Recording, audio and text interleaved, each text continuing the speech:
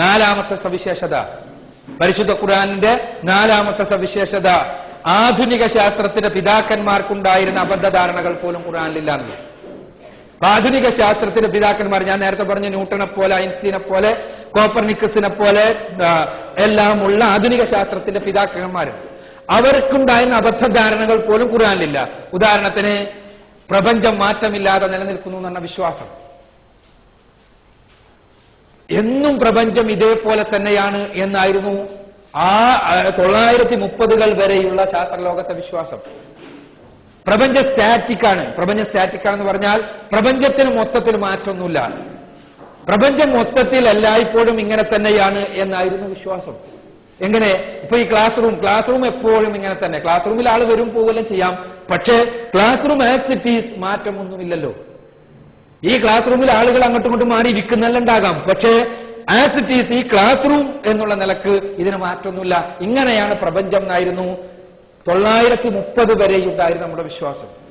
എന്നാൽ 1929 ഈ വിശ്വാസത്തിന് പിന്നെ ഐൻസ്റ്റൈൻ ഈ വിശ്വാസത്തെ സ്ഥാപിക്കുവാൻ വേണ്ടി അദ്ദേഹത്തിന്റെ സ്ഥലകാല നൈരന്തര്യത്തിന്റെ പ്രപഞ്ച വ്യാഖ്യാനത്തിൽ ഒരു കോൺസ്റ്റന്റിനെ പ്രത്യേകമായി അദ്ദേഹം നിയോഗിക്കുക പോലും ചെയ്തു. അത് വളരെ വിശദീകരിക്കേണ്ടതാണ്, ഞാൻ വിശദീകരിക്കുന്നില്ല. എന്നാൽ 1929 ഗോളശാസ്ത്ര രംഗത്ത്, അസ്ട്രോണമിയുടെ രംഗത്ത് ഒരു ആറ്റം ബോംബിന്റെ സ്ഫോടനം ഉണ്ടാക്കിയ ഒരു വർത്തമാനവുമായിട്ടാണ് എഡ്വിൻ പി ഹബിൾ എന്ന് പറഞ്ഞ ശാസ്ത്രജ്ഞൻ രംഗത്ത് വന്നത്.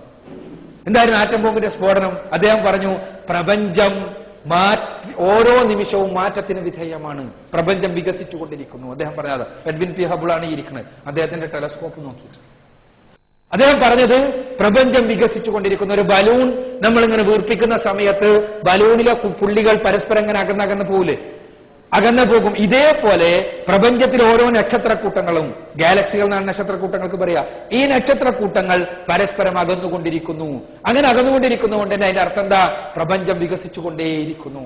ബലൂൺ വികസിക്കുമ്പോഴാണ് കുത്തുകൾ അകലുക. ഇതേപോലെ പ്രപഞ്ചം വികസിച്ചുകൊണ്ടിരിക്കുന്നു. അപ്പോ ആ വികാസത്തിന്റെ ശാസ്ത്ര നിയമം അദ്ദേഹം പറഞ്ഞു, V0 = H0R. V എന്ന് പറഞ്ഞാൽ വികസിക്കുന്നതിന്റെ വേഗതയാണ്, H0 ഹബിൾ നിയതാങ്കം, ഹബിൾസ് കോൺസ്റ്റന്റ്, R നമ്മിൽ നിന്നുള്ള ദൂരം. അഥവാ നമ്മിൽ നിന്ന് എത്ര ദൂരത്താണോ ഒരു ഗാലക്സി ഉള്ളത് അത്രയും സ്പീഡിൽ, അത്രയും വെലോസിറ്റിയിൽ, അത്രയും പ്രവേഗത്തിൽ അത് അകന്നുകൊണ്ടിരിക്കുകയാണ്.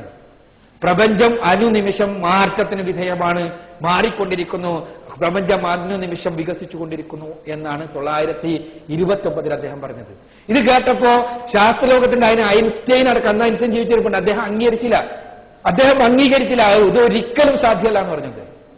പക്ഷേ ഏതാനും വർഷങ്ങൾ കഴിഞ്ഞപ്പോൾ എഡ്വിൻ പി ഹബിളിന്റെ സിദ്ധാന്തം ശരിയാണ് എന്ന് ശാസ്ത്രലോകത്തിന് അംഗീകരിക്കേണ്ടി വന്നു. അദ്ദേഹം നടത്തിയ പ്രവചനങ്ങൾ എല്ലാം കണ്ടുപിടിക്കുന്ന അവസ്ഥയുണ്ടായി.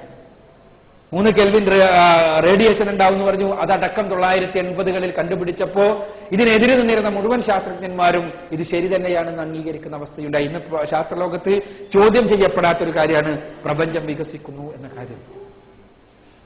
ഖുർആനിൽ നിങ്ങൾ നോക്കുക, ഖുർആനിൽ പ്രപഞ്ചത്തെക്കുറിച്ച്, സമാഅനെ കുറിച്ച് ഒരുപാട് പരാമർശങ്ങളുണ്ട്. ഖുർആനിൽ എവിടെയും ഒരു സ്ഥലത്ത് പോലും അത് എന്നും ഇതേപോലെ നിലനിൽക്കുന്നതാണ്, മാറ്റമില്ലാത്തതാണ് എന്നൊരു പരാമർശം കാണാൻ സാധ്യമല്ല. എന്നാൽ ഖുർആൻ പറയുന്നത് അത്ഭുതകരം.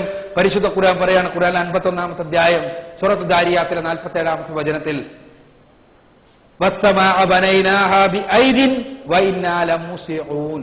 നാമാണ് നമ്മുടെ കരങ്ങൾ കൊണ്ട് ഈ ആകാശലോകങ്ങളെ സൃഷ്ടിച്ചിട്ടുള്ളത്, നാം അതിനെ വികസിപ്പിച്ചുകൊണ്ടിരിക്കുന്നു.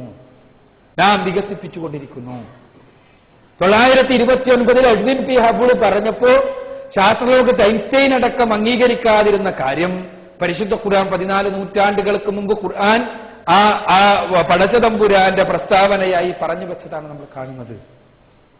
ഖുർആനിലെ സ്റ്റാറ്റിക്കാണ് എന്ന ഒരു പരാമർശം പോലും ഇല്ല, അത് മാറ്റമില്ലാത്തതാണ് എന്നൊരു പരാമർശം പോലും ഇല്ല എന്നതുപോലെ തന്നെ ഖുർആനിലെ പ്രപഞ്ചത്തിലെ മാറ്റത്തെക്കുറിച്ച് പറയുന്ന ഒരു ഭാഗമാണ് നമ്മൾ കാണുന്നത്. അത്ഭുതകരം പരിശുദ്ധ ഖുർആനിന്റെ അവസ്ഥ എന്ന് മാത്രമേ നമുക്ക് പറയാൻ നിർവാഹമുള്ളൂ. ഇതിന്റെ അടിസ്ഥാനത്തിൽ, പ്രപഞ്ച വികാസ തത്വത്തിന്റെ അടിസ്ഥാനത്തിൽ എഡ്വേർഡ് ലൈമാത്ര രൂപകൽപ്പന നൽകിയ സിദ്ധാന്തമാണ് മഹാവിസ്ഫോടന സിദ്ധാന്തം അഥവാ ബിഗ് ബാങ് തിയറി. പ്രാപഞ്ചിക വസ്തുക്കളെല്ലാം ഒരു പ്രൈമോഡിയൽ ന്യൂക്ലിയസ് ആയിരുന്നു, അഥവാ ഒരു ന്യൂക്ലിയസ് ആയിരുന്നു, ഒരു ആദിമ പിണ്ഡാവസ്ഥയിലായിരുന്നു. അത് പൊട്ടിത്തെറിച്ചിട്ടാണ് മഹാവിസ്ഫോടനത്തിലൂടെയാണ് ഈ പ്രപഞ്ചം ഉണ്ടായിട്ടുള്ളതെന്നും